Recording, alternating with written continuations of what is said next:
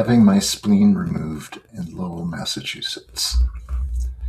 As I contemplate the graces and the undulation of this muscular river's course, the abundance of elegance and force in its roiling sorcery, it seems as lovely to me as a dream in stone through which a molten vein pulses, twisting and turning through the night, a restless leviathan in its bed, a union of protean ropes coiled around a roaring din. Amid the scent of teeming clover at the water's edge, I rest my head on a paperback edition of Paris Spleen, a strange companion to my revelry. Contemplate the graces and the undulation of this muscular corpse, the abundance of elegance and force in its divine sorcery.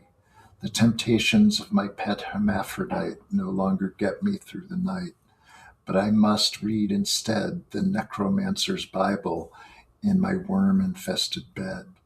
A Union soldier picking maggots from his shin, sucking on a clove-scented Necco wafer, and resting his head on a smuggled edition of Paris Spleen might seem a strange companion to my decay, yet he is as lovely as a dream in stone to me.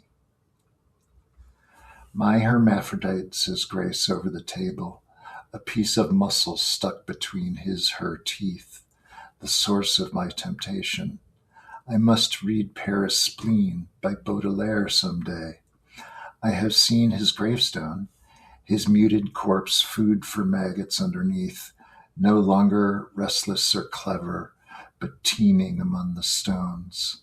Contemplating the elegant abundance of his decay, the union of night and dark forces, the rotten ropes of what was once a life dissolving, I rest my case. I dreamed that I was turned into a stone, but that was a hermaphrodite of sorts, full of spleen and elegant grace, a kind of necromancer of desire, weaving together the undulating strands of growth and decay, lovely, dark and full of death's sweet promise, while soldiering through an 1860 edition of Fleur de Mal, tossing and turning in my bed, like a contemplative who suddenly discovers that this union of muscle and pulsating veins, that the teeming undulations in my head are just a corpse in waiting, a companion to worms.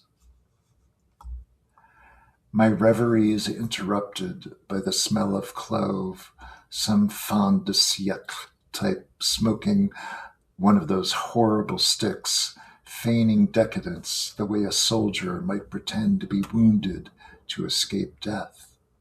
The same river pulls me along. I do not know its source, but I am caught in its coils, its dark force muscling me along. I do not know, of course, whether the sorcerer's necromancing stone will melt in the mouth of my hermaphrodite or worm its way into my bed like a molten vein.